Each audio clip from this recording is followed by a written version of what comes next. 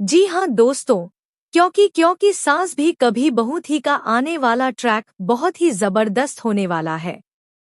यहाँ फाइनली मुन्नी को यह सच पता चलेगा कि ऋतिक ने उस दिन वह बात क्यों कही थी कि उसे उसकी बच्ची के लिए एक आया मिल गई है और मुन्नी एक कलेक्टर है, तो इसमें सिर्फ उसका फायदा है। वह उससे प्यार नहीं करता। दरअसल जिस तरीके से बात शुरू हुई थी, वहां मिताली बहुत ज्यादा कॉन्फिडेंट थी कि वह टिम्सी की पूरी कस्टडी लेकर रहेगी। यहाँ वह ऋतिक की इंसल्ट कर रही थी और साथ ही मुन्नी की भी। बहसबाजी इतनी बढ़ गई कि आखिरकार टिम ऋतिक के हाथ से चली जाती है और उसकी बच्ची उससे दूर हो जाती है। इसीलिए अब मिताली सिर्फ बदला लेने और ऋतिक को परेशान करने के लिए ही टिम की कस्टडी लेना चाहती है। यहाँ ऋतिक ने मिताली को उसी की भाषा में समझाने के लिए जवाब दिया, ताकि वह समझे कि वह मुन्नी से प्यार नहीं करता, बल्कि सिर्फ उसका इस्तेमाल कर रहा है।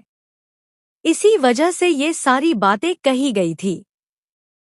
लेकिन इतनी बड़ी गलतफहमी जिस तरीके से रिकॉर्ड करके दिखाई गई, उसे देखकर कोई भी यही समझेगा कि वह इंसान उससे प्यार नहीं करता, बल्कि सिर्फ अपने फायदे के लिए उससे शादी कर रहा है। इसके बाद मिताली का काम था आग लगाना, और वह इसमें कामयाब भी हुई।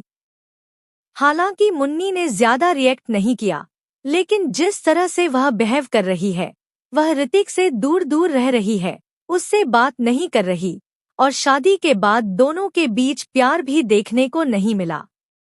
यह पूरा घटनाक्रम यही साबित करता है कि ऋतिक और मुन्नी का रिश्ता पहले ही दिन कमजोर पड़ चुका है।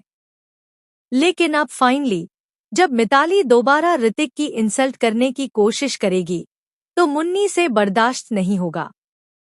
आने वाले ट्रैक में मुन्नी की गलतफहमी दूर होने वाली है, क्योंकि ऋतिक उसके सामने ही मिताली को खरी खोटी सुनाएगा और कहेगा, बहुत हो चुका। उस दिन मैंने यह सब सिर्फ तुमसे पीछा छुड़ाने के लिए कहा था, लेकिन तुमने उसका गलत इस्तेमाल किया और मेरे और मुन्नी के बीच गलतफहमी पैदा करने की कोशिश की। वह आगे कहेगा, यह मुमकिन नहीं है, क्योंकि मेरी मुन्नी मुझ पर पूरा भरोसा करती है। यह सुनकर मुन्नी, जो अब तक ऋतिक को गलत समझ रही थी, चुप हो जाएगी।